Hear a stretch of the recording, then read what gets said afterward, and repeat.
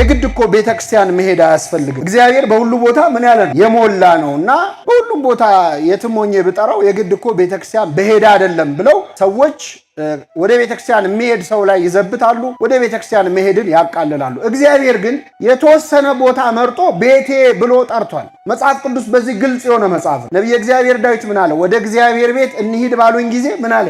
ወደ ማን ቤት አለው ማለት ነው። እግዚአብሔር በሁሉ እኮ የሞላ ነው፣ ምሉ ነው እግዚአብሔር። እሱ የሌለበት የትም የለም።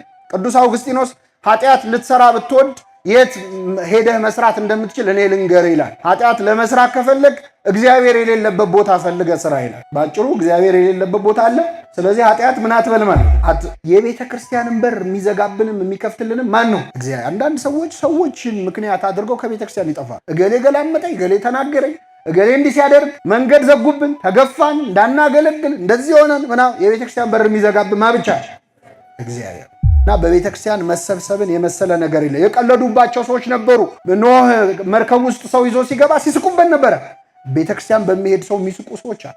እንደ ኋላ ቀር የሚያየው ጨጌ እየተባልን አይደል በየኮሌጁ ያደግነው። ኋላ ቀር የተሳቀበት ሁሉ መጨረሻ ላይ ከጥፋት ውሃ መዳኛ መሆኗን የሚታይበት ቀን ሲመጣ ነው ሰው ሁሉ የሚያለቅሰው። እንደ ኖህ መርከብ ዕለተ ምጽአት ሲመጣ ነው። ቤተክርስቲያን ሐኪም ቤት ናት፣ ሆስፒታል ናት። ቤተክርስቲያን ሐኪም ቤት ናት። እኛ ሁላችን ደግሞ ታካሚ በሽተኞች ነው።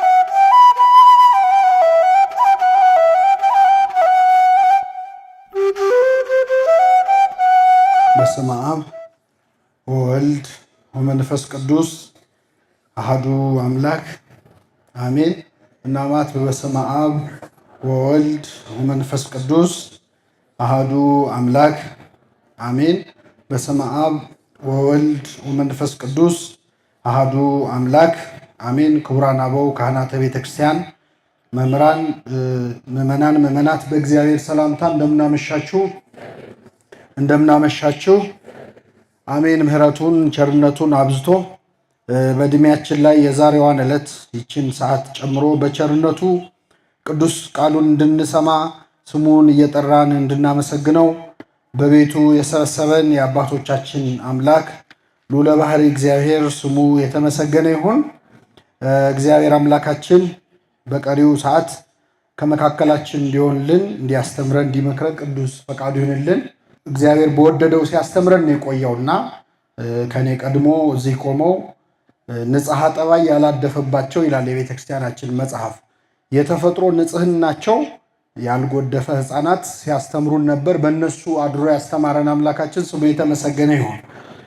በሚኖረን አጭር ጊዜ በሐዋርያት ሥራ ምዕራፍ 11 ከቁጥር 26 ላይ በሚገኝ ኃይለ ቃል ተነስተን እንማራለን። እግዚአብሔር አምላካችን በቸርነቱ እንዲያስተምረን ቅዱስ ፈቃድ ይሁንልን። የትምህርታችን ርዕስ በቤተ ክርስቲያን ተሰበሰቡ የሚል ይሆናል። እስኪ በሉ በቤተ ክርስቲያን ተሰበሰቡ። የሐዋርያት ሥራ ምዕራፍ 11 ከቁጥር 26 ላይ ነው። ይህንን ርዕስ ለዛሬ ትምህርታችን መነሻ ያደረግነው ሁላችሁም እንደምታውቁት በዚህ ሰዓት እየተካሄደ ያለ ስብሰባ አለ አይደለም? በቤተ ክርስቲያን ወይስ የወጣቶች የአፍሪካ ወጣቶች ነው? ሌላ ስብሰባ አለ። ለእኛ ለኦርቶዶክሳውያን በጣም ትልቅ ትርጉም ያለው ስብሰባ አለ። ምንድን ነው? የቅዱስ ሲኖዶስ ምልአተ ጉባኤ ነው። በዓመት 2 ጊዜ በግንቦት ርክበ ካህናትና በጥቅምት የሲኖዶስ ስብሰባ ቤተክርስቲያናችን የምታካሄድበት ወቅት ላይ ነው ያለ ነውና በዚህ ምክንያት የዛሬ 2000 ዓመት የተደረገ የሲኖዶስ ስብሰባን በተመለከተ የተነገረ ቃል ነው። ሐዋርያት ሥራ ምዕራፍ 11 ከቁጥር 26 ላይ በቤተክርስቲያን ዓመት ሙሉ ወይም 1 ዓመት ሙሉ በቤተክርስቲያን ተሰበሰቡ ብሎ ቅዱስ ሉቃስ ስለመጀመሪያዎቹ የቤተክርስቲያናችን ሊቃነ ጳጳሳት፣ ስለመጀመሪያዎቹ ፓትርያርኮች፣ ስለ አባቶቻችን ሐዋርያት ክርስቶስ ራሱ እጅ በመጫንም እፍ በማለትም ሀብተ ክህነትን በየደረጃው ሰጥቶ በመጨረሻ ለቤተክርስቲያን ጳጳሳት አድርጎ የሾማቸው በገዛ ደሙ የዋጃትን ቤተክርስቲያንን እንዲጠብቁ ሊቃነ ጳጳሳት አድርጎ በመንጋው ላይ የሾማቸው አባቶቻችን ሐዋርያት በሐዋርያት ሥራ ምዕራፍ 11 ላይ ሲኖዶስ አድርገው ተሰብስበው ለቤተክርስቲያንና ለምዕመናን የሚበጁ ውሳኔዎችን ተናግረዋል። ከዚያም ሐዋርያት ሥራ ምዕራፍ 15 ላይም ሌላ ሲኖዶስ እንደዚሁ ተሰብስቦ ቤተክርስቲያን በማህበር በመንፈስ ቅዱስና በሲኖዶስ የምትመራ መሆኗን የሚያሳይ ታሪክ ተጽፏልና በዚህ ተነስተን ስለ ቤተክርስቲያን አንዳንድ ነገሮችን እንማራለን። እግዚአብሔር አምላካችን በቸርነቱ እንዲያስተምረን ቅዱስ ፈቃዱ ይሁንልን። እንግዲህ መጽሐፍ ቅዱስ ቤተክርስቲያን የሚለውን ቃል ሲጠቀም በተለያየ አገባብ ነው። የመጀመሪያው ቤተክርስቲያን ተብለን የምንጠራው እኛ ሁላችን ነን። እኛን ቤተክርስቲያን ብሎ ይጠራናል መጽሐፍ ቅዱስ። ይህን የሚያሳዩ ብዙ ጥቅሶች አሉ። ለምሳሌ ቅዱስ ጳውሎስ በአንጾኪያም ሲያልፍ ለቤተ ክርስቲያን ሰላምታ ከሰጠ በኋላ አለፈ ይላል። ለማን ሰላምታ? ይሄ ማለት ለማህበረ ምዕመናን ማለት ነው። የክርስቲያኖች ህብረት ራሱ አቅሌሲያ ተብሎ የሚጠራው አቅሌሲያ ማለት የተጠሩ ማለት ነው በግሪኩ እና ቤተክርስቲያን ወደ ክርስትና ወደ ቅድስና የተጠሩ የክርስቲያኖች ስብስብ ስለሆነች ለቤተ ክርስቲያን ሰላምታ ከሰጠ በኋላ ቅዱስ ጳውሎስ አልፎ ሄደ ይላል። በሌላ ስፍራ ቀዳሜ ሰማዕት ቅዱስ እስጢፋኖስ በድንጋይ ተወግሮ ሞተ ይልና በቤተ ክርስቲያንም አለቀሱለት ይላል። መላው የቤተ ክርስቲያን አባላት ምዕመናን ተሰብስበው ምን አሉለት? አለቀሱለት ሲል ማህበረ ምዕመናንን ለማለት ነው። ስለዚህ አንዱ የቤተ ክርስቲያን ትርጉም የኛ ህብረት፣ የኛ አንድነት፣ የኛ መለያየት ደግሞ ከቤተ ክርስቲያን ውጪ እንደመሆን ተደርጎ ይቆጠራል። ይሄ መጀመሪያው ነው። ሁለተኛ ቤተ ክርስቲያን ሲል መጽሐፍ ቅዱስ ህንፃውንም ነው። ህንፃ ቤተ ክርስቲያንንም መጽሐፍ ቅዱስ ቤተ ክርስቲያን ብሎ ይጠራል። አንደኛ ጢሞቴዎስ ምዕራፍ 3 ላይ ከቁጥር 15 ቅዱስ ጳውሎስ ለክርስትና ልጁ ለጢሞቴዎስ እንዲህ ሲል ይመክረዋል። አንደኛ ጢሞቴዎስ ምዕራፍ 3 ቁጥር 15 በእግዚአብሔር ማደሪያ ቤት መኖር እንዴት እንደሚገባ ታውቅ ዘንድ ጽፍልሃለሁ ይላል። በማን ማደሪያ ቤት? በእግዚአብሔር ማደሪያ ቤት። የእግዚአብሔር ቤት በሆነችው በእግዚአብሔር ማደሪያ ቤት መኖር እንዴት እንዳለብህ እንድታውቅ ጽፍልሃለሁ ይልና ቤቱም የእውነት አምድና መሰረት የሕያው እግዚአብሔር ቤተክርስቲያን ነው ይላል። በዚህ ስፍራ ቤተክርስቲያን ተብላ የተጠራችው ህንፃ ቤተክርስቲያን ከማህበረ ምዕመናን ይልቅ ይህ ቃል የሚቀርበው ለቤተክርስቲያን፣ ምክንያቱም በቤተክርስቲያን እንዴት መኖር እንደሚገባህ ነው ያለው አይደል? ስለዚህ ቦታ ነው፣ የሚኖርበት ቤት ነው፣ የሚገባ የሚወጣበት ነው። በዛ ስፍራ ላይ እንዴት አይነት አኗኗር ልትኖር እንደሚገባህ መክረሃለሁ ብሎ ቤቱም የእውነት አምድና መሰረት የሕያው እግዚአብሔር ቤተክርስቲያን ነው ይላል። ሁለተኛ የቤተክርስቲያን ትርጉም ህንፃ ቤተክርስቲያን ነው። ቤተክርስቲያን ሌላ ስሟ ቤተ እግዚአብሔር ወይም የእግዚአብሔር ቤት ትባላለች። ደስ የሚለው እግዚአብሔር በቸርነቱ በእኛ ስም ነው የጠራት። ቤተ ክርስቲያን ማለት ምን ማለት ነው? አቤት የክርስቲያኖች ቤት አይገርማችሁ? የኛ ቤት ተብላ ተጠርታለች። ለምን ካላችሁ ብዙ ምክንያት አለ። ቤተ ክርስቲያን ብሎ የጠራት ቤታችን እንደሆነች እንዲሰማን ነው። ሰው አሁን ቤተክርስቲያን ለመሄድ ጊዜ የለኝም አለ ማለት ወዴት ለመሄድ ጊዜ የለኝም እያለ ቤቱ አይገባም ማለት ነው። በአጭሩ መንፈሳዊ ጎዳና ተዳዳሪ እንበለው። አንድ ሰው ቤተክርስቲያን የማይመጣ ከሆነ መንፈሳዊ ስደት ላይ ነው ያለው። ቤቱ አይገባም። ቤት ለመግባት ጊዜ አናጣም። ምንም ቢሆን ዞረው መግቢያችን ቤታችን ነች። እግዚአብሔር ቤቱን ቤተ ክርስቲያን ብሎ የጠራት ለክርስቲያን ሁሉ ቤቱ እንደሆነች እንዲሰማው፣ ይሄ የትህትናውን መጠን ነው የሚያሳየው። የእግዚአብሔር ቤት ደግሞ ተብሎ ተጠርቷል። ይህን ለምንድን ነው የምናነሳው? አንዳንድ ሰው የግድ እኮ ቤተክርስቲያን መሄድ አያስፈልግም፣ እግዚአብሔር በሁሉ ቦታ ምን ያለ ነው? የሞላ ነው እና በሁሉም ቦታ የትም ሆኜ ብጠራው የግድ እኮ ቤተክርስቲያን በሄዳ አይደለም ብለው ሰዎች ወደ ቤተክርስቲያን የሚሄድ ሰው ላይ ይዘብታሉ፣ ወደ ቤተክርስቲያን መሄድን ያቃልላሉ። እግዚአብሔር ግን የተወሰነ ቦታ መርጦ ቤቴ ብሎ ጠርቷል። መጽሐፍ ቅዱስ በዚህ ግልጽ የሆነ መጽሐፍ ነው። ነቢየ እግዚአብሔር ዳዊት ምን አለ? ወደ እግዚአብሔር ቤት እንሂድ ባሉኝ ጊዜ ምን አለ? ወደ ማን ቤት አለው ማለት ነው። እግዚአብሔር በሁሉ እኮ የሞላ ነው፣ ምሉ ነው እግዚአብሔር። እሱ የሌለበት የትም የለም። ቅዱስ አውግስጢኖስ ኃጢአት ልትሰራ ብትወድ የት ሄደህ መስራት እንደምትችል እኔ ልንገር ይላል። ኃጢአት ለመስራት ከፈለግ እግዚአብሔር የሌለበት ቦታ ፈልገ ስራ ይላል። ባጭሩ እግዚአብሔር የሌለበት ቦታ አለ። ስለዚህ ኃጢአት ምን አትበል ማለት ነው። በሁሉ ምሉ ነው እግዚአብሔር። ግን ደግሞ በረድኤት የሚገለጥባቸው ቦታዎች አሉ። የተወሰነ ቦታ መርጦ እንግዲህ ለትህትናውም ነው፣ ሁለተኛ ለነፃ ፈቃዳችንም ነው። አሁን እኛ እግዚአብሔር በሁሉ የሞላ ነውና በሁሉም ቦታ ብቻ ይገኛል ተብሎ የተለየ ቦታ እንደ ቤተክርስቲያን ያለ ቦታ ባይኖር መርጠን መሄድ አንችልም። ለምን? እግዚአብሔር በሁሉ ምን ያለ ስለሆነ። ስለዚህ ነፃ ፈቃዳችንንም ኤክሰርሳይዝ ለማድረግ የምንችለው በተወሰነ ቦታ እግዚአብሔርን ለማግኘት የምንሄድበት ወደም ፈቅደን የምንሄድበት ነው። በጣም ግን የሚገርማችሁ ሰው ኃጢአት ሲሰራ እኮ እግዚአብሔር በሁሉ ቦታ ነው ይላል አይደል? ወደ ቤተ ክርስቲያን ሂድ ስትለው ነው እግዚአብሔር በሁሉ ቦታ ይሞላል ማለት የነበረብን ኃጢአት ስንሰራ ነበረ። ልክ እንደ ዮሴፍ ለዝሙት ጋብዛው ነበር የጲጥፋራ ሚስት አይደለ? መኝታ ቤት ውስጥ ድንገት ለዝሙት ጋበዘችው። እንዴት በእግዚአብሔር ፊት ኃጢአትን እሰራለሁ አለ። በማን ፊት? በዚያ መኝታ ቤት ሰው የለም፣ ግን ማን አለ? እግዚአብሔር አለ። መኝታ ቤቱም ቆልፈ ነው ሊሆን ይችላል፣ ሰው ላይኖር ይችላል፣ ምስክር ላይኖር ይችላል፣ ግን እግዚአብሔር አለ። በሁሉ ቦታ ይሞላ ነው። ሰው እንደውም ኃጢአት ሊሰራ ሲል ነው እግዚአብሔር ያየኛል ብሎ ማሰብ ያለበት። ግን እኛ ምንድነው የምናደርገው? ኃጢአት ስንሰራ ያላስታወስነውን አምላክ ወደ ቤተክርስቲያን መሄድ ሲሆን ግን ምሉ ነው በሁሉ ቦታ ማለት በእውነት እጅግ የተሳሳተ ነው። እስቲ እነዚህ ጥቅሶች ተመልከቷቸው። ሁለተኛ ዜና ምዕራፍ 7 ከቁጥር 16 ላይ እግዚአብሔር በአንድ ቦታ ላይ ራሱን እንደሚገልጽ እንዲህ ሲል ተናግሯል። ለሰሎሞን ነው ቃል የገባለት። ሰሎሞን ቤተ መቅደስ ሰራ፣ ተንበርክኮ ጸለየ። ሰማይ ከሰማይ በላይ ያለውም ሰማይ አንተን ሊይዝህ አይችልም፣ እኔ የሰራሁልህ ቤት ምንኛ ያንስህ ይሆን ብሎ መጀመሪያ ይቅርታ ጠየቀ። ምክንያቱም የቱንም ያህል ካቴድራል ቤተክርስቲያን ብንሰራ ለእግዚአብሔር ይመጥነዋል? አይመጥነውም በጣም እና ምን አለ? ሰማይና ከሰማይ በላይ ያለው ሰማይ ሰባቱ ሰማያት አንተን ሊይዙህ አይችሉም፣ እኔ የምሰራልህ ቤት ምንኛ ያንስህ ይሆን? ግን እባክህ በቸርነትህ አቤቱ ወደ ረፍት ተነስ፣ አንተና የመቅደስ ታቦት ወደዚህ ከታቦትህ ጋር ወደዚህ መቅደስ ጌታ ሆይ ግባ ብሎ ተንበርክኮ ለመነ ሰሎሞን። እግዚአብሔር እንዲህ ሲል መለሰ፣ በዚህ ስፍራ ለሚጸለይ ጸሎት ዓይኖቼ ይገለጣሉ አለ። በየት ስፍራ? በዚህ ስፍራ ለሚጸለይ ጸሎት ዓይኖቼ ይገለጣሉ፣ ጆሮቼም ያደምጣሉ። ስሜ ለዘላለም በዚያ ይኖር ዘንድ ይህን ቤት መርጨዋለሁ አለ። ቀድሼዋለሁም፣ ዓይኖቼና ልቤም ዘወትር በዚያ ይሆናሉ አለ። የእግዚአብሔር ዓይኑ የእግዚአብሔር ልቡ በቤተ መቅደሱ ውስጥ እንደሚሆን ራሱ እግዚአብሔር ተናግሯል። ለዚህ ነው አሁን ቤተክርስቲያናችን አሁን ቀረ እንጂ የከተማ አብያተ ክርስቲያናት በጥንቱ ስርዓት መቅደስ ላይ የሰጎን እንቁላል ይደረጋል አይደል? ጉልላት ላይ ለምንድን ነው የሚደረገው? ሰጎን እንቁላል ከጣለች በኋላ ዓይኗን አትነቅልም ከእንቁላሉ እስኪፈለፈል ድረስ። እግዚአብሔርም ከቤተ ክርስቲያን ዓይኑን አይነቅልም።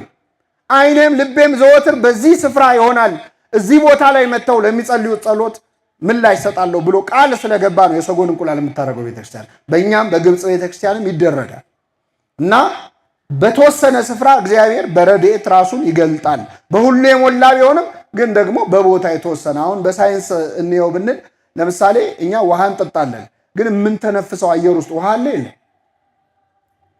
ኬሚስትሪ የሆነባቸው የምንተነፍሰው አየር ውስጥ ውሃ አለ የለ? አለ። እንግዲህ የቤተክርስቲያን ትርጉም አንደኛ ማይበረ ምዕመናን ማለት ነው አልን። ሁለተኛ ህንፃ ቤተክርስቲያን ማለት ነው አልን። ሶስተኛው ዛሬ ይህን ትምህርት እንድንማር ምክንያት የሆነን ቤተክርስቲያን ብሎ መጽሐፍ ቅዱስ ሲጠራ የቤተክርስቲያንን አስተዳደር ነው። ቤተ ክህነቱን፣ ቅዱስ ሲኖዶሱን፣ አበው ሊቃነ ጳጳሳትን መጽሐፍ ቅዱስ ቤተ ክርስቲያን ብሎ ይጠራቸዋል። በዚህ አሁን በማነብላችሁ ጥቅስ ላይ ይህ በግልጽ ይታያል። ወንድምህ ቢበድልህ ይላል መጽሐፍ ቅዱስ። ከማህበራዊ ህይወታችንን እንዴት ጥሩ አድርገን እንድንመራ ይመራናል። ምንድነው የሚለው?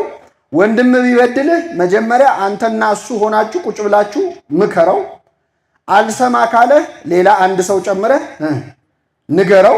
አሁንም አልሰማ ካለህ ለቤተ ክርስቲያን ንገራት ይላል። ለማን ንገራት? ለቤተ ክርስቲያን ንገራት። ቤተ ክርስቲያንን ባይሰማ ግን እንደ አረመኔና እንደ ቀራጭ ይሁንልህ ይላል። ይህ በጣም ጥሩ ነው። ብዙ ጊዜ እኛ ሰው ሲያስቀይመን መጀመሪያ ቁጭ አድርገን ማናገር ያለብን ማንን ነው? ሰውየውን ነው። እኛ ግን የምናደርገው መጀመሪያ ለአገር እናወራለን። ለአገር አውርተን ኧረ ተው ተው ታረቁ ተው ተው ሲል ነው ገልብጠነዋል። ግን ምንድን ነው ያለው መጽሐፍ ቅዱስ? መጀመሪያ ለሱ ንገረው፣ ቀጥሎ ሰው ጨምረ ንገረው፣ ሶስተኛ ግን ለቤተ ክርስቲያን ንገራት አለ። ለማን ንገራት? አሁን ቤተ ክርስቲያን ያለው ለማን ነው ነው? ለህንፃው ንገረው ሊለን አይችልም። ህንፃ ቤተ ክርስቲያን አይሰማም አይለማም። ለምእመናን ለማህበረ ምእመናን ንገር አይልም። ምክንያቱም ለህዝብ ማውራት ስለሚሆን አንተና እሱ ብቻችሁን ሆናችሁ ካለ በኋላ ለህዝብ ተናገር አይልም። ስለዚህ ቤተ ክርስቲያን ብሎ የሚጠራው ማንን ነው? ቤተ ክህነቱን ነው፣ አስተዳደሩን ነው፣ አባቶችን ነው። እንግዲህ መንፈስ ቅዱስ እንደውም ጭራሽ አሁን በዚህ ሰሞን የተሰበሰበው ቅዱስ ሲኖዶስ ምን ያህል ስልጣን እንዳለው ቤተ ክርስቲያን የመባል ስልጣን እንዳለው መረዳት አለብን። የሐዋርያት ሥራ ምዕራፍ 15 ቁጥር 28 ላይ ሐዋርያት ተሰበሰቡ ይላል። የመጀመሪያውን ሲኖዶስ አደረጉ። በኢየሩሳሌም ሊቀ ጳጳስ የነበረው የጌታ ወንድም ተብሎ የሚጠራው ቅዱስ ያዕቆብ ነበረ። ሐዋርያት ሁሉ ተሰበሰቡ። በዛ ወቅት ተፈጥሮ በነበረ ክርክር ዙሪያ ሲወያዩ ቆዩ። 1 ዓመት ሙሉ ተነጋገሩበት ይላል። በመጨረሻም ውሳኔ ወሰኑ። ውሳኔው ሲነበብ ምንድነው ያሉት? መጨረሻ ላይ እንዲህ እንዲሆንና እንዲህ እንዳይሆን እኛና መንፈስ ቅዱስ ፈቅደናል አሉ። እስኪ በሉ እኛና ማን የፈቀደው? ሐዋርያትና መንፈስ ቅዱስ። አሁን የተሰበሰበው ቅዱስ ሲኖዶስ በነገራችን ላይ ኮሚቴ አይደለም፣ ወይም የሆነ ካቢኔ አይደለም። ማን ነው ውሳኔ የሚወስነው? በሲኖዶስ ስብሰባ ላይ የመጨረሻው ባለስልጣን ማን ነው? መንፈስ ቅዱስ ነው። ስለዚህ ቅዱስ ሲኖዶስን እንደፈለገ ሰው ተነስቶ መናገር አይችልም።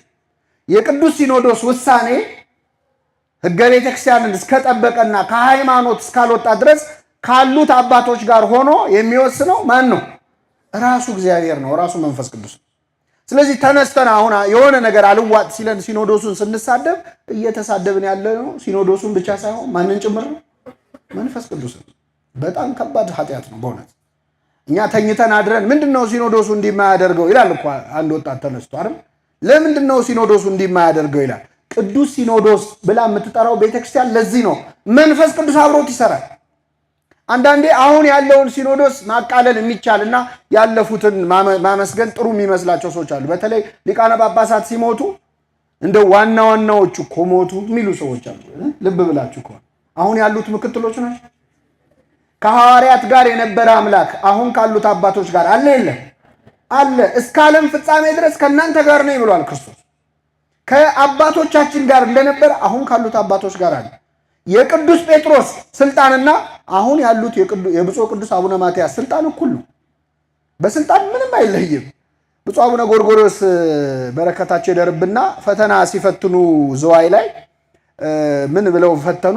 ከሐዲስ ኪዳን ካህናት 3ቱን ጥቀስ የሚል ጥያቄ ጠየቁ። ስንቱን? 3ቱን። እና ፈተና ላይ ተማሪው ጴጥሮስ፣ ጳውሎስና ዮሐንስ፣ ያዕቆብና ፊልጶስ ምናምን እያለ ከሐዋርያት መሃል ይጠቅሳል። አንዱ ብልህ ተማሪ ግን መምሬ አየለ፣ መምሬ ከበደ አለ። ይቻላል አይቻልም? የመምሬ አየለና የቅዱስ ጴጥሮስ ስልጣን ምንድን ነው? እኩል ነው። ለዚህ ነው ክርስቶስ ስልጣን በሰማይና በምድር ተሰጠኝ፣ ሂዱና አሕዛብን በአብ በወልድ በመንፈስ ቅዱስም እያጠመቃችሁ ደቀ መዛሙርቴ አድርጓቸው፣ እስከ ዓለም ፍጻሜ ድረስ ከእናንተ ጋር ነኝ አለ። እስከ መቼ ድረስ? እስከ ዓለም ፍጻሜ። ሐዋርያት በሕይወት አሉ? ሞተዋል፣ ሰማዕታት ሆነዋል። አሁን ያሉት ሐዋርያት ማለት እዚህ የምታዩቸው አባቶቻችን ናቸው። ከሐዋርያት ጋር የነበረው ስልጣን ከነሱም ጋር አለ። በሐዋርያት የሰራው አምላክ በእነሱም ይሰራል። ክህነቱ አይለወጥም፣ ኃይል ስላለው ማለት ነው። እና ቤተክርስቲያንን ቅዱስ ሲኖዶስን ቤተክርስቲያን ብለን እንጠራለን። አንዳንዴ ቤተክርስቲያን እኔ ለቤተክርስቲያን ብዬ ነው ብሎ አንድ ሰው ቅዱስ ሲኖዶስን በጣም የሚያቃልል አባቶችን የሚያቃልል ከሆነ ሌላውን ቤተክርስቲያን እያፈረሰ ሌላኛውን ቤተክርስቲያን ደግፋለሁ እንደማለት መሆኑን መረዳት አለብን። እና የቅዱስ ሲኖዶስ ስብሰባ በጣም ትልቅ ቦታ አለው። በነገራችን ላይ በሃይማኖታችን ቅዱስ ሲኖዶስ ተሰብስቦ የሚወስነው ውሳኔ ማለት ክሪድ ነው፣ ጸሎት ሃይማኖት ነው። አሁን እኛ ቆመን የምንጸልየው በነገራችን ላይ የሲኖዶስ የአቋም መግለጫ ነው። ሁሉን የፈጠረ አንድ አምላክ በሚሆን በእግዚአብሔር አብ ሰማይና ምድርን የሚታየውና ይሄ የሲኖዶስ ውሳኔ ነው። ቅዱስ ሲኖዶስ ተወያይቶ ተነጋግሮ የሚወስነው ውሳኔ ጸሎት ሁሉ ሊሆን ይችላል። ቆመን የምንጸልየው አባቶቻችን ሰለስቱ ምዕት የመጀመሪያ ከሐዋርያት በኋላ በጣም ትልቅ የተካሄደው በቤተክርስቲያን ታዋቂው ሲኖዶስ እንግዲህ ከዛ በፊት ቤተክርስቲያን በጣም መከራ ላይ ነበረች። ትልቁ ሲኖዶስ የኒቂያ ጉባኤ ነበር 325 ዓመተ ምህረት የተካሄደ። በዚያ ጉባኤ ላይ ሰለስቱ ምዕት 18 ርቱዓነ ሃይማኖት 318ቱ ሊቃውንት ተሰብስበው ነበር በአርዮስ ክህደት ጉዳይ ለመነጋገርና መፍትሄ ለማበጀት ማለት። በዚያ ጉባኤ ላይ የተወሰነውን ውሳኔ ነው አሁን ዛሬ ጸሎቱ የምናደርገው። በጣም የሚገርማችሁ ምን ያህል እግዚአብሔር እጁ እንዳለበት የምታውቁት የሲኖዶስ ስብሰባ ላይ በዚያ የተገኙት አባቶች 318 ነበሩ። ስንት? እና ምግብ እንግዲህ የእንትኑ ስፖንሰር የጉባኤው ስፖንሰር ልበለው በዚህ ዘመን ቋንቋ ንጉሥ ቆስጠንጢኖስ ነበረ። አባቶች ከያሉበት እንዲሰበሰቡ አድርጎ ማረፊያቸውን አመቻችቶ ምግብ አዘጋጅቶ ጉባኤው ተሰየመ፣ ጸሎት ተደረገ። ረጅም ጸሎት ሱባኤ ተያዘ። ከጸሎቱ በኋላ ስብሰባው ሊጀመር ሲል ቆስጠንጢኖስ ወጣ። ምክንያቱም በቤተ ክርስቲያን ጉዳይ ላይ ነገስታት፣ የመንግስት ባለስልጣናት ሐሳብ የመስጠት መብት አላቸው የላቸው። ሴፓሬሽን ኦፍ ቸርች ኤንድ ስቴት የምንለው በቤተ ክርስቲያንና በመንግስት መሃል በውሳኔ በተለይ ልዩነት መኖር አለበት። የቱንም ያህል ውለታ ቢውሉ የቆስጠንጢኖስን ያህል ሊውሉ አይችሉም መንግስታት። ግን ቤተ ክርስቲያን ከተሰበሰበች በኋላ ቆስጠንጢኖስ ወጣ፣ አስረክቦ ወጣ። በዚያ ጉባኤ ተደረገ። በዚያ ጉባኤ ላይ 318ቱ ሊቃውንት ነበር የተሰበሰቡ። በጣም የሚደንቁ ነገሮች አሉ። እንግዲህ የሲኖዶስ ስብሰባ ምን ያህል ቦታ እንዳለው ብዛታቸው 318 ነበረ። ምግብ ሲቀርብ ይቆጠሩና ቆጣሪዎች ሲቆጥሯቸው 319 ይሆናሉ። ስንት ይሆናል? ከዛ ምግብ ይቀርብላቸዋል፣ ይበላሉ። ከዛ ተመልሶ ምግቡ ሲሰበሰብ ደግሞ አንድ ምግብ ሳይበላ ይገኛል። ሲቆጥሯቸው ስንት ናቸው ብያቸው። በማግስቱም እንደዚሁ ምግብ ሰዓት ሲደርስ ሲቆጥሯቸው 319 ናቸው። ምግብ ከተበላ በኋላ ሲሰበሰብ አንድ ምግብ ሳይበላ ይገኛል። መጨረሻ ላይ ለካ እየተረፈ ያለው በዚያ ጉባኤ ላይ 319ኛ ሆኖ ማን ይገኝ ነበር? መንፈስ ቅዱስ ራሱ እግዚአብሔር ክርስቶስ ይገኝ ነበር። በዚያ ጉባኤ ላይ የአርዮስን ክደት ለማውገዝ ነው የተሰበሰቡት። ክርስቶስ አርዮስ ከባሕርይ አባቴ ከአብ ከባሕርይ ሕይወቴ ከመንፈስ ቅዱስ ለየኝ ብሎ በተናገረው ቃል መሰረት ስለሆነ የተሰበሰቡት መንፈስ ቅዱስ በዚያ ጉባኤ ላይ ነበረ። በመንፈስ ክርስቶስ ደግሞ በአካል ተገኝቶ አብሮ ይቆጠር ነበር። በእያንዳንዱ የቅዱስ ሲኖዶስ ስብሰባ ላይ መንፈስ ቅዱስ አለ፣ አብ አለ፣ ወልድ አለ። ስለዚህ መንፈስ ቅዱስ የሚገኝበት ጉባኤ ነበር። በዚያ ጉባኤ ላይ በጣም የሚገርማችሁ የተገኙት ቅዱሳን አባቶች፣ ሌላው በጣም አስገራሚው ነገር አብዛኞቹ የአካል ጉዳተኞች ነበሩ። የአካል ጉዳተኛ ለምን ሆኑ? ከዚያ ቀድሞ ቤተክርስቲያን 300 ዓመት ሙሉ ሰማዕትነት ስትቀበል ነበር። ዘመነ ሰማዕታት ነበረ። ቆስጠንጢኖስ እስኪመጣ መከራ ያልደረሰበት ሰው የለም እና አብዛኞቹ አካላቸው የጎደለ ወይ ዓይናቸው የጠፋው እግራቸው የተቆረጠ ብዙ ቅዱሳን ነበሩ። እንግዲህ ምን አይነት የአካል ጉዳተኞች ቤተክርስቲያን ነበረች የመጀመሪያዊቱ ቤተክርስቲያን። የሆነ ነገር ያልደረሰበት አባት አታገኙ። ከሁሉም ግን በዚያ ጉባኤ ላይ በጣም ብዙዎች የተደነቁበት ቅዱስ ቶማስ ዘመርአስ የሚባል አባት ነበር። ቅዱስ ቶማስ በዘመነ ሰማዕታት እያንዳንዳቸው ጨካኝ ነገስታት እየተነሱ እንግዲህ የተለያየ አይነት የማሰቃየት ነገር ያደርጉ ነበር በክርስቲያኖች ላይ። ቅዱስ ቶማስም ምንድን ነበር የሚያደርጉት? ክርስቶስን ካድ ይሉታል። አልክድ ካለ ዛሬ አንድ ጣቱን ይቆርጡታል። ነገ ሲመጡ ሌላ ጣቱን ይቆርጡታል። ጣቶቹ ሲጨርሱ እጁን ይቆርጡታል።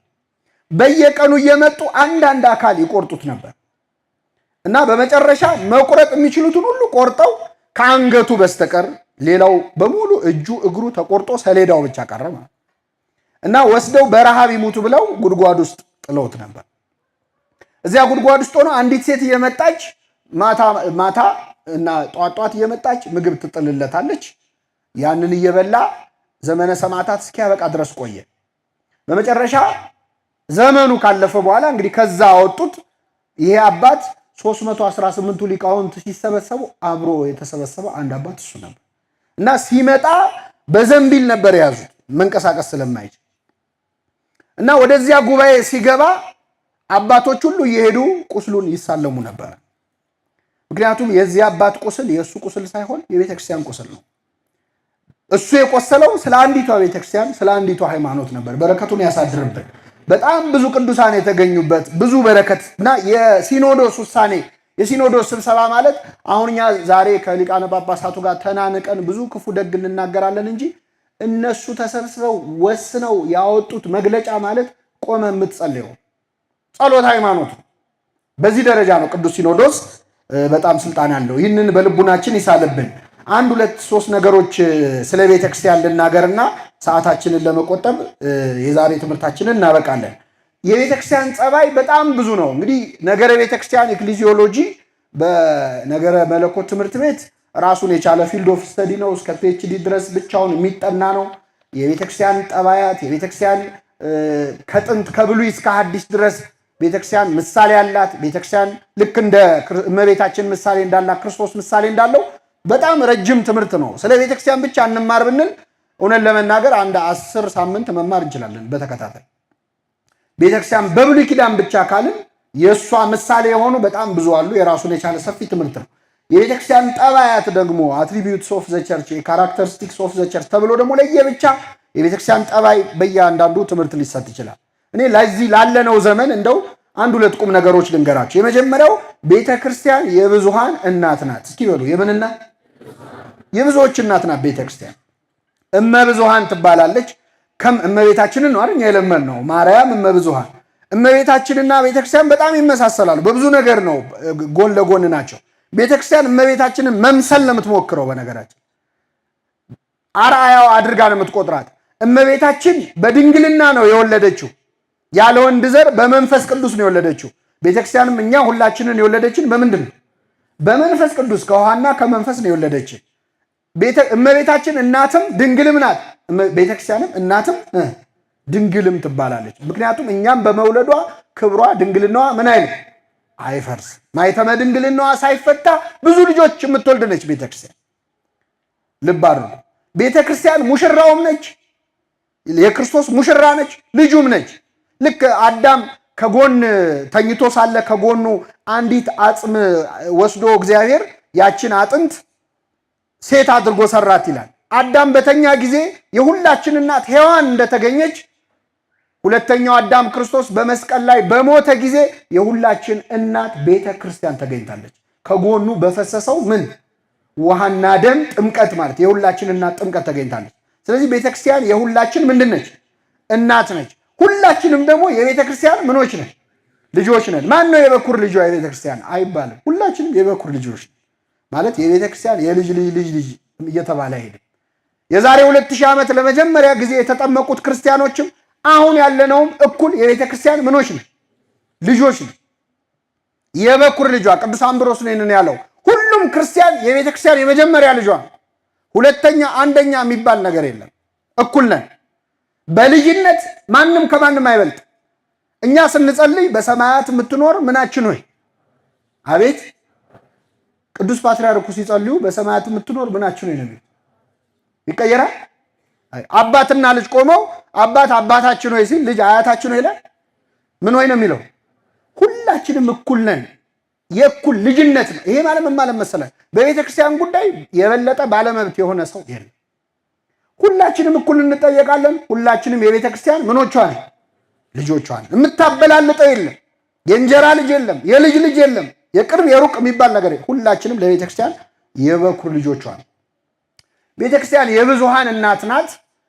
በዚህ በኖህ መርከብ በመመሰሏ በጣም ብዙ ሊቃውንት የብዙሃን እናት መሆኗን ተናግረዋል። ታስታውሱ ከሆነ የጥፋት ውሃ አምጥቶ እግዚአብሔር ምድርን ሊያጠፋ ሲል ለኖህ ያዘዘው መርከብ እንዲሰራ ታሪክ ተጽፏል በመጽሐፍ ቅዱስ አይደለም። በዚያ መርከብ ውስጥ ኖህ ምድር ላይ ያሉ እንስሳትን ሁሉ ወደ መርከቡ እንዲያስገባ ታዘዘ። ሁለት ሁለት እያደረገ ወንድና ሴት እያደረገ እንስሳቱ ሁሉ ወደ ኖህ መርከብ ገቡ።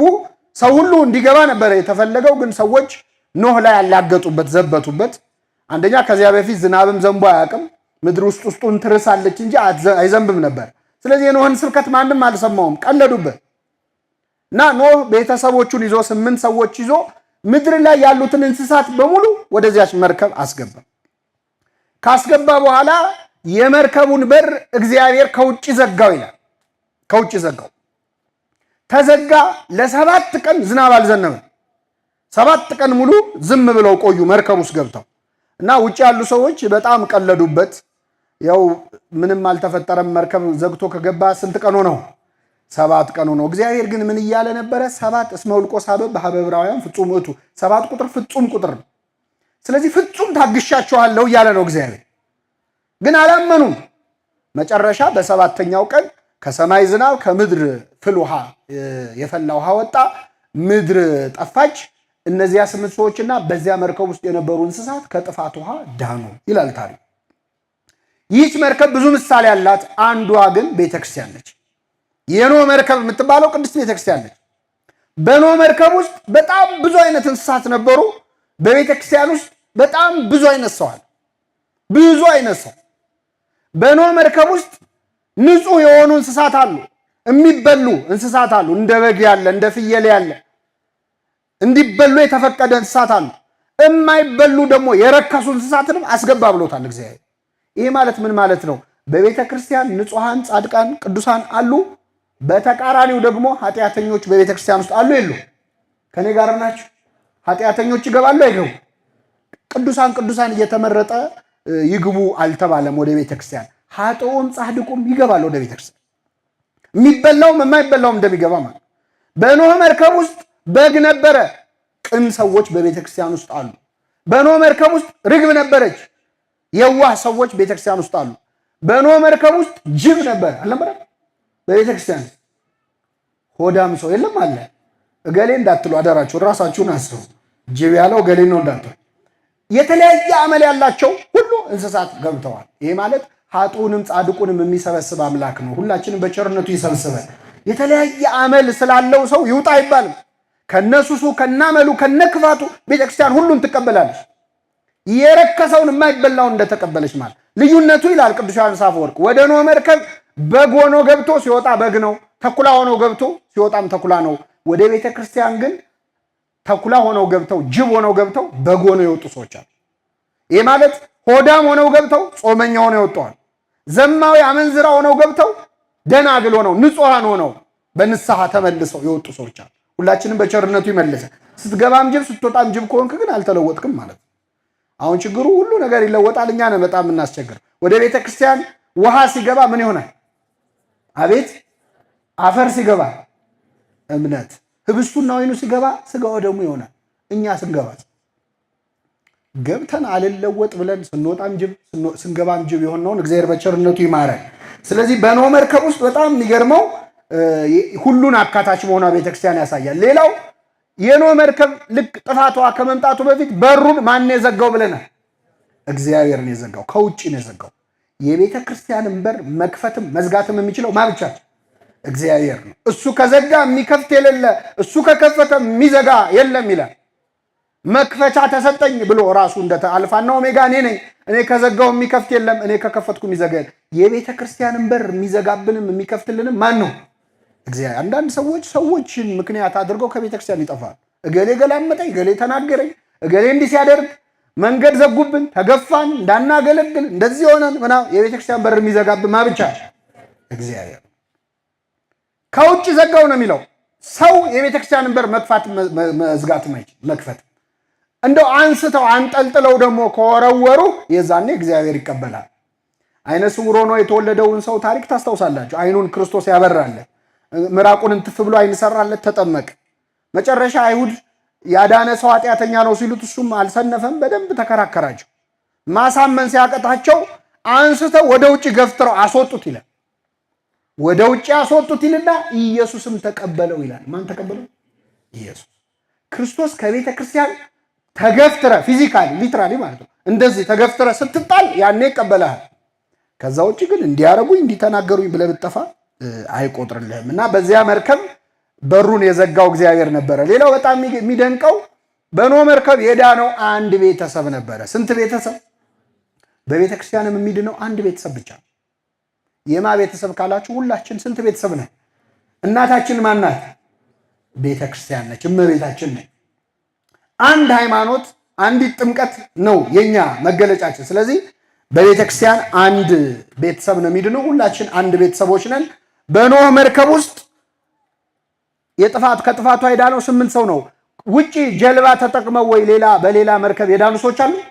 የሉም። ከቤተ ክርስቲያን ውጭም ድነት የለም። ሌላ ጀልባ፣ ሌላ ዲኖሚኔሽን የሚባል ነገር የትኛው ነው ሃይማኖት ትክክለኛው የሚለው እንነጋገር እንጂ ስንት ሃይማኖት ነው መጽሐፍ ቅዱስ የሚለው? አንድ ጌታ፣ አንድ ሃይማኖት፣ አንዲት ሌላ ጀልባ የለም። አንዳንድ ሰው እግዚአብሔርን ይቀበላል፣ ቤተክርስቲያን አይቀበልም። ያለ ቤተክርስቲያን ድህነት የለም። ይሄ ቸርችለስ ክርስቲያኒቲ ይባላል። ክርስትናውን ይወደዋል፣ ቤተክርስቲያንን አይወዳት። ቤተክርስቲያን አልባ ክርስትና የለም። ቸርችለስ ክርስቲያኒቲ ደግሞ የዚህ ተቃራኒ ደግሞ አለ። ክርስቶስ የሌለበት ቤተክርስቲያንም አይሆንም።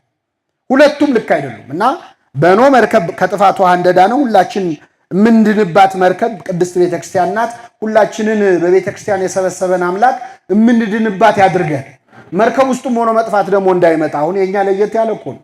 እነሱስ ከጥፋት ውሃ ነው፣ የኛ እኮ የዘላለም ነው። ከወጡ በኋላ አዲስ ምድር ይመጣል ብለው ነው። እኛ የምንጠብቀው ግን መንግስተ ሰማያትን ነው። ይሄኛውን ካጣ ነው መመለሻ የለም። እና በቤተክርስቲያን መሰብሰብን የመሰለ ነገር የለ። የቀለዱባቸው ሰዎች ነበሩ። ኖህ መርከብ ውስጥ ሰው ይዞ ሲገባ ሲስቁበት ነበረ። ቤተክርስቲያን በሚሄድ ሰው የሚስቁ ሰዎች አሉ። እንደ ኋላ ቀር የሚያየው ጨጌ እየተባልን አይደል በየኮሌጁ ያደግነው። ኋላ ቀር የተሳቀበት ሁሉ መጨረሻ ላይ ከጥፋት ውሃ መዳኛ መሆኗን የሚታይበት ቀን ሲመጣ ነው ሰው ሁሉ የሚያለቅሰው እንደ ኖህ መርከብ ዕለተ ምጽአት ሲመጣ ማለት። ስለዚህ ሁላችን እግዚአብሔር በቸርነቱ ይሰብስበን። ቅዱስ ዮሐንስ አፈወርቅ ደግሞ ከኖህ መርከብ ውጪ ቤተክርስቲያንን ሐኪም ቤት ናት አለ። ምንድነች? ሐኪም ቤት ነች። እንደውም ቅዱስ ዮሐንስ አፈወርቅ ቤተክርስቲያን ሐኪም ቤት ናት እንጂ ፍርድ ቤት አይደለችም ይላል። ቤተክርስቲያን ሐኪም ቤት ናት፣ ሆስፒታል ናት። ቤተክርስቲያን ሐኪም ቤት ናት። እኛ ሁላችን ደግሞ ታካሚ በሽተኞች ነን።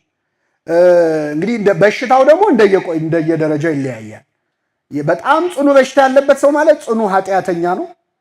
ደግሞ ቀለል ያለው በሽታ ደግሞ ቀለል ያለ ኃጢአተኛ ነው። ይሄ ማለት ምንድነው? አንዳንዴ ቃለ እግዚአብሔር በተለይ ወደ ቤተክርስቲያን ቀረብ ብለን ወንጌሉን ሰምተን ልባችን ድንጋይ የሆነ ሰዎች አለ ምንም የማይመስለን። ይሄ ማለት ባክቴሪያ አለ፣ ሆስፒታል አካባቢ ያለ ባክቴሪያ አለ። በጣም መድኃኒት ሬዚስት የማድረግ ችሎታ አለ። ምንም አይነት መድኃኒት ብትለው ማስታገሻ ብትለው አይሰማም። ለምን? መድኃኒቱ ምን ብሎታል? ይሄ ማለት ቃለ እግዚአብሔር ስንሰማ ኖረን ምንም የማይመስለን ልባችን ለመሰበር የሚያስቸግር ደግሞ በትንሽ የሚድኑ ሰዎች አሉ። ግን ሁላችንም በእግዚአብሔር ፊት በሽተኞች ነን። ቅዱስ ጎርጎርዮስ ዘንዚናዙ ደግሞ እኔ ከሐኪም ስራ የካህን ስራ በጣም የከፋ ነው ይላል። በጣም አስቸጋሪ ነው። ሆስፒታል ሄደ ከሚያክሙ ሐኪሞች በላይ የካህናት ስራ በጣም አስቸጋሪ ነው ይላል ቅዱስ ጎርጎርዮስ ዘንዚናዙ። ክህነት ላለመቀበልም ያላረገው ሽሽት የለም። በግድ ነው አንቀው እንዲቀበል ያደረጉ ጎርጎርዮስን። እና ለምንድን ነው ክህነት መቀበል ያልፈለግከው ሲባል እኔ ሐኪም መሆን ይሻለኛል ካህን ከመሆንም። ምክንያቱም ይላል ሐኪም የሚያክማቸው በሽተኞች ከበሽታቸው ለመዳን ይፈልጋሉ አይፈልጉም? ይፈልጋሉ። ካህን የሚያክማቸው ምዕመናን ግን ለመዳን አይፈልጉም። አይተባበሩም። ለድህነታቸው ትብብር አያደርጉም። እዚህ ጋር አሞኛል፣ እዚህ ጋር ይወጋኛል፣ በዚህ ገብቶ በዚህ ወጥቶ ብለው በሽተኞች ያስረዳሉ። ካህናት ፊት ግን ቀርበን እኛ ኃጢአታችንን እንናገራለን። ቅኔ አይደል የምናደርገው? ንስሐ አባት ፊት ቀርቦ እኮ ውስብስብ ያለ ንስሐ ይገባል። የእሱን ቅኔ ማን እንደሚፈታ እግዚአብሔር ይወቀው። አንዳንድ ሰው ብልጣብልጥም ለመሆን በቃ አባ ባጭሩ እኔ ኃጢአት የተባለውን በሙሉ ምን ብያለሁ ሰርቻለሁ። ያው ያውቁት የለ አባይ ነው ሆስፒታል ሄደ ባጭሩ እኔ በሽታ የተባለውን በሙሉ ታምሜያለሁ ትላለህ ይባላል። ይሸቀሽቀኛል፣ ይወጋኛል አይደል? ምንድን ነው በሽታውን የደበቀ ምን የለውም። ኃጢአቱን የሚሰውር ደግሞ አይለማም። የሚናዘዛትና የሚተዋት ግን ምሕረትን ያገኛል። አንተባበርም። ሌላው ቅዱስ ጎርጎርዮስ ይላል ሐኪም ፊት የሚቀርቡ በሽተኞች አንተ ጤነኛ ነህ እንዴ ብለው ከዶክተሩ ጋር አይጣሉ። አሁን ዶክተር ፊት ቀርቦ መጀመሪያ አንተ ጤና እስቲ ይረጋገጥ አንተ ጤነኛ ነህ የሚል ሰው አለ? ካህናት ግን እንላለን። መጀመሪያ እሳቸው ማን ናቸው? ምን ቄስ አለ ዛሬ እንላለን እኮ። የኃጢአተኛ ትዕቢተኛ መፈወስ የሚፈልግ ሰው ትትና ያለው። ስለዚህ ካህናት ይላል ቅዱስ ዮሐንስ አፈወርቅ ደግሞ ይቀበለውና ስለዚህ ካህናት ራሳቸውን ከሐኪም በላይ ማድረግ አለባቸው።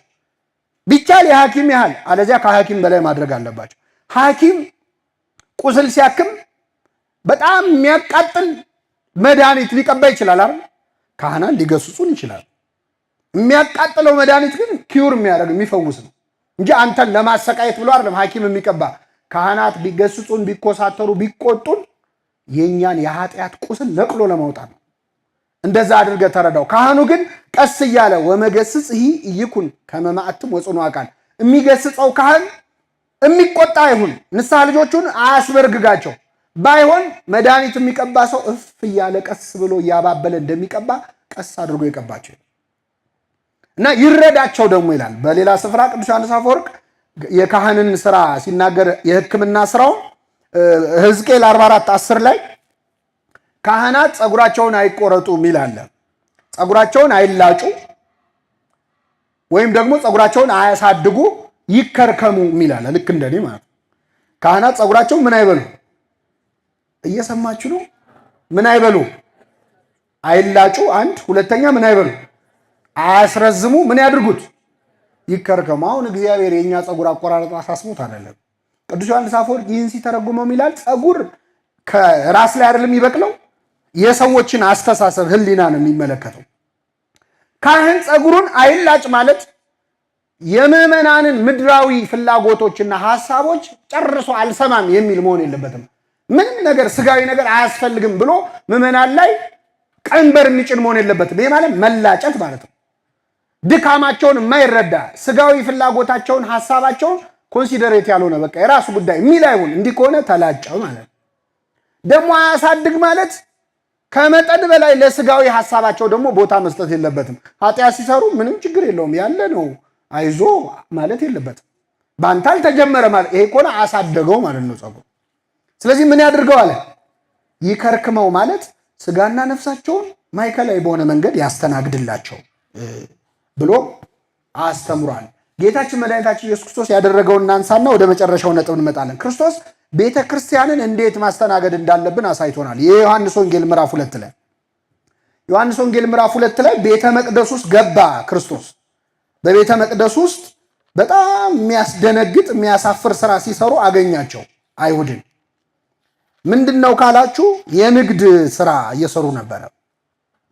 የአይሁድ ፋሲካ ቀርቦ ነበር። ኢየሱስም በመቅደስ በሬዎችና በጎችን ርግብ የሚሸጡትን ገንዘብ ለዋጮችን ተቀምጠው አገኘ ይላል። ይሄ ማለት ቤተ መቅደስ ውስጥ አንደኛ የባንክ ስራ ይሰሩ ነበረ። ሐዋላ እንግዲህ ምንድነው አይሁድ ከየሀገሩ ዳያስፖራ ምንለው የተበተነው አይሁድ ለፋሲካ በዓል ይመጣል። ሲመጣ የየሀገሩን ገንዘብ ይዞ ይመጣል። ስለዚህ ገንዘብ እየመጣ ለመለወጥ ባንክ ከመሄዱ ይልቅ እዚሁ ለምን አናገለግለውም ብለው ቤተ ክርስቲያን ውስጥ የባንክ ሰርቪስ ይሰጡ ነበር አይሁድ። ሁለተኛ በግና በሬ ይሸጡ ነበር። ለመስዋዕት የሚሆነውን በግ ይሸጡ ነበር። አይ ለመስዋዕት አይደለም ወይ ምን ችግር አለው ካላችሁ ችግሩ ምንድነው? አንድ ሰው ከሩቅ ሀገር በሬ ነድቶ መስዋዕት ሊያቀርብ ሲመጣ አይ ይሄ ለመስዋዕት አይሆንም፣ ባይሆን ይሄንን በሬ በበግ እንለውጥህና በጉን ትሰዋለህ ይሉትና የከሳውን በሬ ተቀብለው ያደልባሉ። ሌላው ግን ደህና በሬ ካመጣ ደግሞ በጣም ቅር ይላቸዋል። ከዚህ እንዲገዛ ይፈልጋሉ። እና አይሁድ ቤተ መቅደሱን የበሬ ግሳት ያለበት የሚሸት በረት አስመስለውት ነበር። ርግብም ይሸጡ ነበር። እንግዲህ አቅም የሌለው ሰው ርግብ ነው መስዋዕት የሚያቀርብ። ይህን ሲያደርጉ ክርስቶስ ገባ። ምን አደረገ? የገመድ ጅራፍ አበጅቶ ይላል ሁሉን በጎችና በሬዎች ከመቅደስ አስወጣቸው ይላል። በጎቹና በሬዎችን ከመቅደስ ምን አላቸው? የለዋጮችን ገንዘብ አፈሰሰ፣ ገበታቸውንም ገለበጠ ይልና ርግብ ሻጮችን ይህን ከዚህ ውሰዱ፣ የአባቴን ቤት የንግድ ቤት አታድርጉት አላቸው። ክርስቶስ የወሰደው እርምጃ በጣም በውስጡ ትምህርት አለ። የመጀመሪያው በጎቹና በሬዎቹን ምን አደረገ? አስወጣ። ሻጮቹን አይደለም ያስወጣው። ምኖቹን? በሬና በጎቹ። ይሄ ማለት ኃጢአትህን ነው እንጂ አንተን አይደለም የሚጠላ። በሬዎቹን አስወጣ እንጂ ሻጮቹን ውጡ አላላቸው። ይህን ከዚህ ምን በሉ አውጡ ነው ያለ። ገንዘባቸውን ደግሞ አፈሰሰው። መቅደስ ውስጥ ነግደው ነፍሳቸው ከሚኮነን ገንዘባቸው ቢፈስ ይሻላል አይሻል? ይሻላል። ስለዚህ የሰው ነፍስ ከሚጠፋ ገንዘብ ቢጠፋ ይሻላል ብሎ ያምናል ክርስቶስ። ገንዘቡን አፈሰሰው። ርግቡን ደግሞ በጅራፍ አላለውም። ርግብ በጅራፍ ተብላ ትተርፋለች። ስለዚህ ከዚህ ምን በሉ አላቸው? ውሰዱ አላቸው። አሁን ላለንበት ዘመን ምንድነው ትምህርቱ? በቤተ ክርስቲያን ውስጥ በግ ነጋዴዎች አሉ፣ በሬ ነጋዴዎች አሉ፣ ርግብ ሻጮች አሉ። ምንድነው? የት ነው የት ደብር ነው በሬ ሲነገድ ያየኸው በግ ሲነገድ ያየኸው ካላችሁ በግ ነጋዴዎች ማለት በምዕመናን እምነት የሚነግዱ ማለት የዋሃን ምዕመናንን አማኝ መሆናቸውን ምዕመናንን አይተው ምዕመናን ላይ የሚጫወቱ ሰዎች አለምን የምትሉ ይላል ትንቢተ ኤርምያስ። ህልም አየን እያሉ ራእይ አየን እያሉ እንደዚህ ይሆናል ከ3 ወር በኋላ ዓለም ታልፋለች። እኔ በጣም እንደው እኛ ሀገር ፋክት ቼከር የለም። የትንቢት ፋክት ቼከር መኖር የለበትም። አሁን በጣም ብዙ ትንቢት እኮ ተነግሮ ነበር። አሁን 2015 ላይ ደርሰናል። አልደረስንም? እንደው የሚጠይቅ የለም እንዴ? ኧረ ደርሰናል እንዴት ሆነ የሚል ነገር። ቴዎድሮስም አልመጣም፣ ትንሳኤውም አልመጣም። ፋክት ቼክ እንዴ! አንዳንዴማ ምን ያህል እንደናቁን የምታዩት ዩቲዩብ ላይ የሆነ ባንዲራ ለብሶ ምናምን የሆነ ሰው ይመጣና የዛሬ 3 ወር ዓለም ያልፋል ይልና ሰብስክራይብ አድርጉ።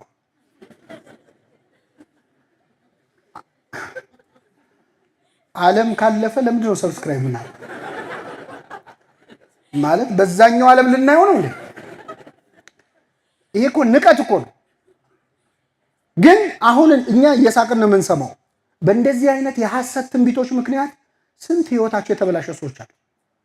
ስንት ሰዎች ሊወልዱ የቀረቡ ሰዎች ከዚህ በኋላ እንዴት ብዬ ነው የምወልደው በእንደዚህ አይነት ክፉ ዘመን ብለው የተጨነቁ ሰዎች አሉ። የሚያውኳችሁ ይቆረጡ ይላል ቅዱስ ጳውሎስ። የሚያውኩ ሰዎች አሉ። የሰው ህሊና ተማሪው ትምህርት የተዋለ በቃ ከዚህ በኋላ ዓለም የምታልፍ ከሆነ ብሎ ሌላ ትንሣኤ ሌላ ንጉሥ ጠብቀው ደግሞ ሌላ ታሪክ ውስጥ የገቡ ሰዎች አሉ። በግ የሚሸጡ ማለት እነዚህ ናቸው። በምዕመናን ንጹህ እምነት የሚቀልዱ ማለት በሬ የሚሸጡ ደግሞ ማለት በሰባኪያን የሚነግዱ በቤተክርስቲያን መምህራንን የሚያሻሽጡ ማለት ምን አገናኘው ካላችሁ ራሱ ቅዱስ ጳውሎስ ነው ያገናኘው። የሚያበራየውን በሬ በሉ እስኪ አፉን አትሰረው። ቅዱስ ጳውሎስ ለቆሮንቶስ ምዕመናን ምን አለ? እኔ ሰባኪ ነኝ፣ መምህራችሁ ነኝ። እኔ ወንጌል እየሰበኩላችሁ እናንተ ለእኔ የሚያስፈልገውን የምበላውን፣ የምጠጣውን፣ የምለብሰውን ብታሟሉ ምንድን ነው ችግሩ? የሚያበራየውን በሬ አፉን ምን አትበለው አትሰረው ይሌለ ወይ ብሎ ተናገረ። በዚህ ታሪክ ላይ በበሬ የተመሰሉት እነማን ናቸው? መምህራን ናቸው። በሬ መሸጥ ማለት ደግሞ መምህራንን በመጠቀም መነገድ ማለት ነው። ሶስተኛ ርግብ የሚሸጡ ናቸው።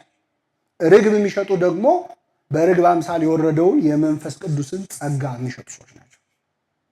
ጥምቀቱን በገንዘብ ንስሐውን በገንዘብ ክህነቱን በገንዘብ ከይሁዳ አይሻሉም እነዚህ ሰዎች። ይሁዳ ከሶስቱ አካል አንዱን ወልድን በገንዘብ ሸጠው፣ እነዚህ ሰዎች ደግሞ ከሶስቱ አካል አንዱን መንፈስ ቅዱስን ይሸጣሉ።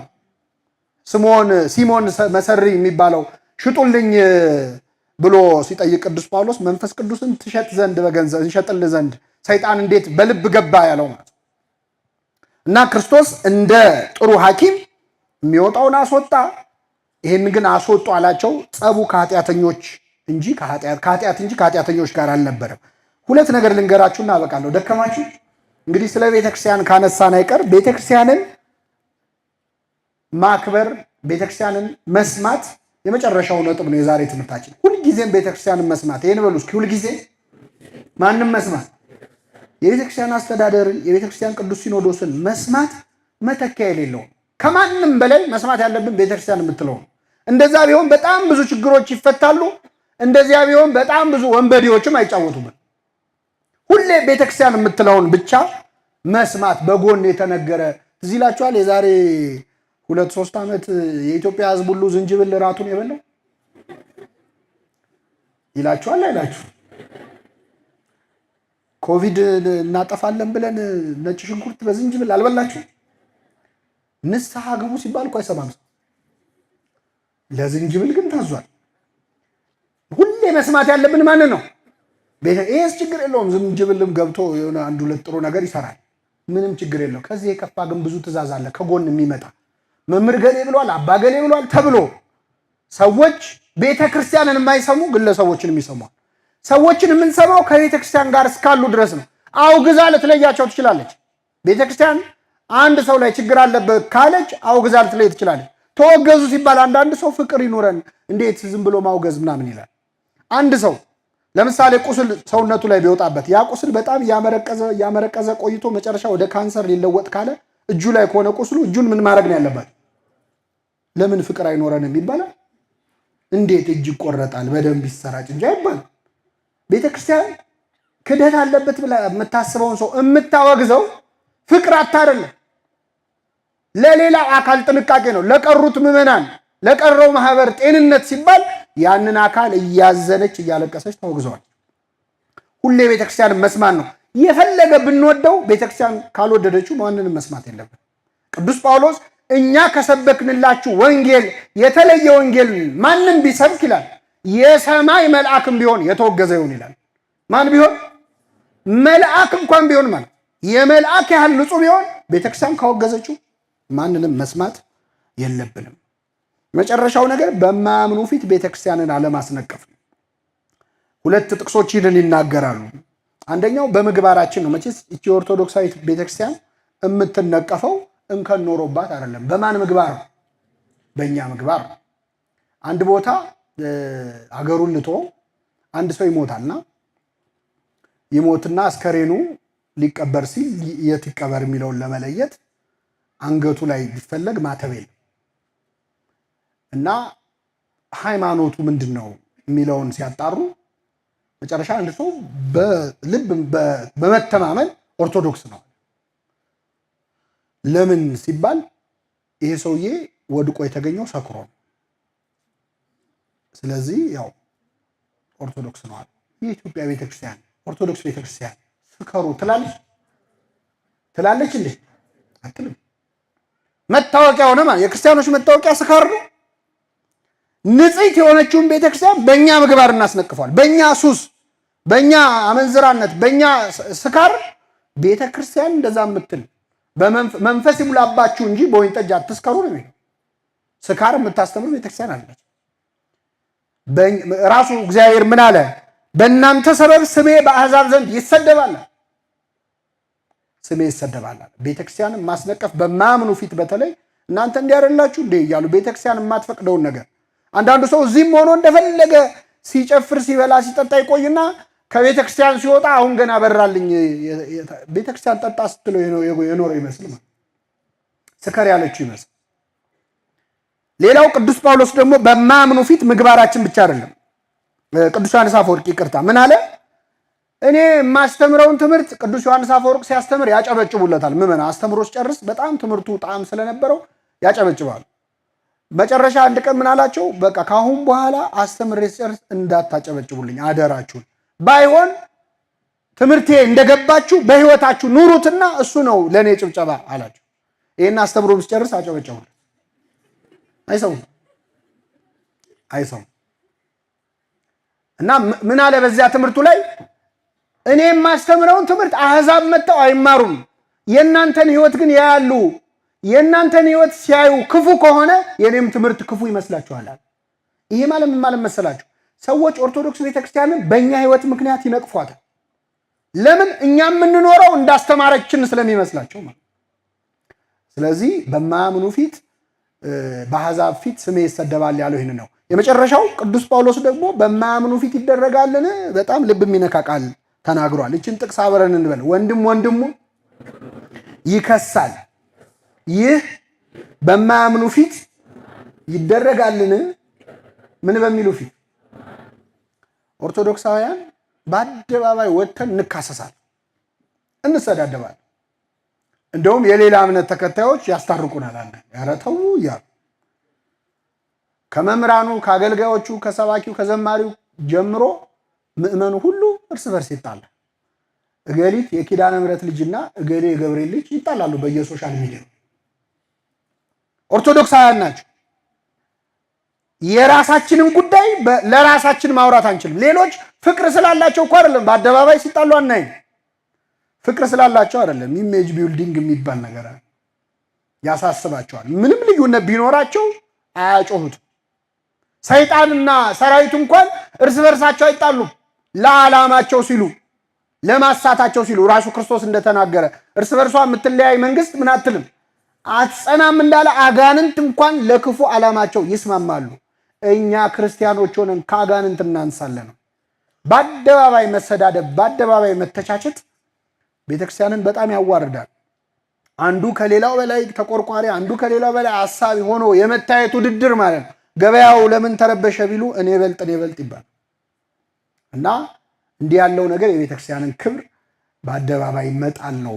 ሐዋርያቱ እንዳስተማሩን ይቆየን። የሰማነውን በልቡናችን ያሳድርብን። እግዚአብሔር ቢፈቅድ ሳምንት ተከታታይ ትምህርት እንጀምራለን። ይቆየን።